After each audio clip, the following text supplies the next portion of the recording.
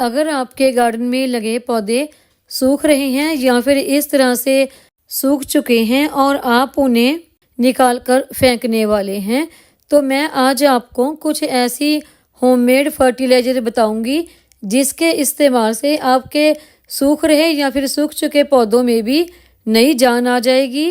आपके पौधों की पत्तियां फिर से हरी भरी ग्रीन हो जाएंगी और पौधे में नई ग्रोथ शुरू हो जाएगी। आप इस होममेड फर्टिलाइज़र का जो भी आपका पौधा सूख रहा है किसी भी पौधे पर इस्तेमाल कर सकते हैं। इसके रिजल्ट आपको बहुत ही अच्छे देखने को मिलेंगे। नमस्कार दोस्तों, वंदना गार्डन में आप सबका स्वागत है। मेरे गार्डन में लगे ये कुछ प्लांट देखिए सूखने लगे हैं। पहले तो इनमें छोटी छोटी सी पत्तियां निकलने लगी थी, न्यू ग्रोथ अच्छी स्टार्ट हो गई थी, लेकिन धीरे धीरे वो पत्तियां भी गिर गई और ये प्लांट फिर से ऐसा डैमेज से होने लगे हैं। अगर आपका भी कोई प्लांट इस तरह से सारी पत्तियां गिर गई हैं, प्लांट सूखने लगा है, डैमेज होने के कगार पर है, तो सबसे पहले आप उसकी ब्रांच की हल्की फुल्की सी प्रूनिंग कर दें। और किसी भी प्लांट को मरने से बचाने के लिए जो दूसरा मेन काम होता है कि आप उस प्लांट की मिट्टी की हल्की फुल्की सी गुड़ाई करते रहें। कई दफ़ा मिट्टी भी किसी प्लांट के मरने का बहुत बड़ा कारण बन जाती है। कभी भी मिट्टी को जमने नहीं दें। अगर किसी भी प्लांट की मिट्टी जम जाती है तो उसकी रूट तक एयर नहीं पहुंचती और फंगस लगने से वो प्लांट मर जाता है। हर हफ्ते 10 दिन के बाद एक बार अपने गमलों की मिट्टी की गुड़ाई करते रहें और जो मिट्टी हमने पौधों के लिए इस्तेमाल करनी है वो मिट्टी हमारी भुरभुरी होनी चाहिए। सर्दी या फिर बरसात की वजह से कई दफ़ा इस तरह से पौधों की मिट्टी जमने लगती है और इसीलिए हमारे पौधे मरने लगते हैं।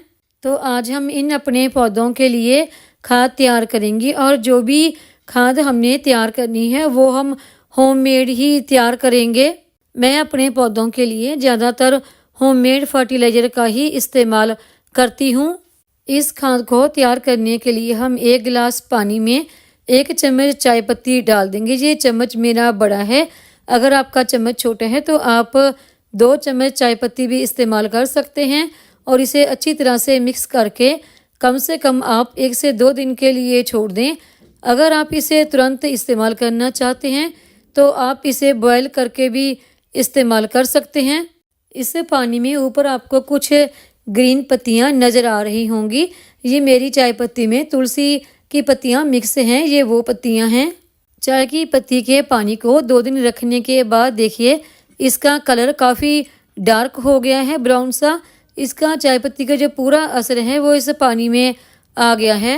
अगर आप चाय पत्ती के पानी को बॉयल करके इस्तेमाल कर रहे हैं तो कम से कम 5 मिनट तक अच्छी तरह से बॉयल करने के बाद ही इस्तेमाल करें। चाय पत्ती में भरपूर मात्रा में नाइट्रोजन पाया जाता है जो कि हमारे पौधों की अच्छी ग्रोथ के लिए बहुत ही अच्छा होता है। ये हमारे पौधों में नई जान डाल देता है। ये 1 गिलास चाय पत्ती के पानी में हम 1 लीटर पानी मिक्स कर देंगे और इसके बाद हमने इसमें किचन में इस्तेमाल होने वाली एक और चीज़ मिक्स करनी है और वो है ये बेकिंग सोडा, जिसे कि मीठा सोडा भी कहा जाता है। ये हमने बहुत कम लेने हैं, तकरीबन 1 चुटकी के समान ही लेंगे और इसे बीच में अच्छी तरह से मिक्स कर देंगे। ये मीठा सोडा बहुत आसानी से बीच में मिक्स हो जाता है और ये हमारी 2 किचन में ही इस्तेमाल होने वाली चीज़ों से तैयार लिक्विड फर्टिलाइज़र अपने प्लांट्स को देंगे जो कि पूरी तरह से सूख चुके हैं। जितने भी आपके गार्डन में ऐसे प्लांट हैं जो कि सूख रहे हैं या सूख चुके हैं उन पर आप इस फर्टिलाइज़र का इस्तेमाल कर सकते हैं। अगर आपका गमला छोटा है तो 1 गिलास जितनी फर्टिलाइज़र इस्तेमाल कर सकते हैं। अगर गमला बड़ा है तो ज़्यादा मात्रा में भी इस्तेमाल कर सकते हैं। और इस फर्टिलाइज़र का इस्तेमाल करने से पहले आप अपने गमले की मिट्टी की अच्छी तरह से पहले गुड़ाई कर लें। और ये मेरा शमी का प्लांट भी देखिए काफ़ी ज़्यादा सूख रहा है, तो इस पर भी मैं इसी फर्टिलाइज़र का इस्तेमाल करूँगी। ये एक बहुत ही पावरफुल फर्टिलाइज़र है जो भी हमारे मर रहे पौधे होते हैं उनके लिए। इस फर्टिलाइज़र को बनाकर आप अपने पौधों पर एक बार ज़रूर इस्तेमाल करें, फिर आपको इसके रिजल्ट देखने को बहुत ही अच्छे मिलेंगे। और इस बची हुई फर्टिलाइज़र को मैंने अपने बाकी पौधों पर भी इस्तेमाल किया है। और बची हुई इस चाय पत्ती में हम फिर से पानी डालकर खाद तैयार होने के लिए रख देंगे। इस फर्टिलाइज़र को तो हमने अपने गमले की मिट्टी में इस्तेमाल किया है और एक दूसरी फर्टिलाइज़र भी हम तैयार करेंगे जिसे हम अपने पौधों की ब्रांच के ऊपर स्प्रे करेंगे। अगर हमारे पौधे की ब्रांच पर कोई इंसेक्ट वगैरह लगे हैं या फिर कोई मिलीबग लगा है जिसकी वजह से हमारे पौधे सूख रहे हैं, तो उसके लिए हम एक पावरफुल स्प्रे तैयार करेंगे। उसके लिए मैंने 1 चम्मच ये लिक्विड सोप लिया है। इस सोप को हम 1 लीटर पानी में अच्छी तरह से मिक्स कर देंगे।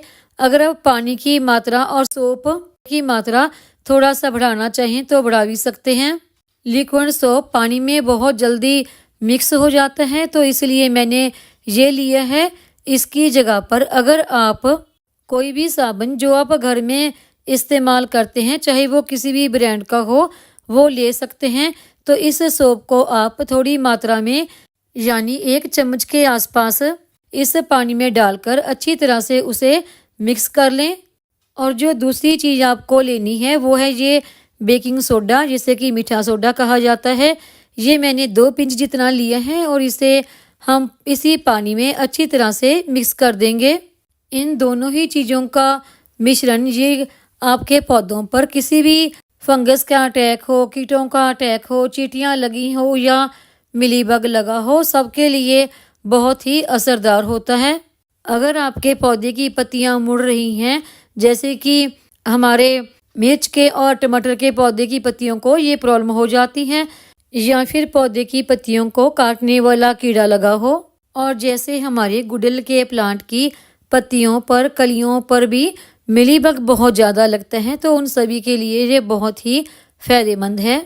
और अभी हम इस लिक्विड को अपनी स्प्रे बोतल में भर लेंगे और इससे हमने अपने पौधे पर ऊपर से नीचे तक पूरा अच्छी तरह से स्प्रे करना है। पूरी तरह से अपने पौधों को इससे नहला देना है। इस स्प्रे को तैयार करने के लिए आप मीठे सोडे के साथ अगर आप हैंड वाश या फिर शैम्पू का इस्तेमाल करना चाहें तो वो भी कर सकते हैं। अगर आपके पौधे ज़्यादा हैं तो आप इसे ज़्यादा मात्रा में भी बना के इस्तेमाल कर सकते हैं। मैंने आपको 1 लीटर पानी का हिसाब बताया है, और जब भी आपको इसका स्प्रे अपने पौधों पर करना है तो शाम के समय ही करें। उसी हिसाब से आप इसकी मात्रा बढ़ा भी सकते हैं।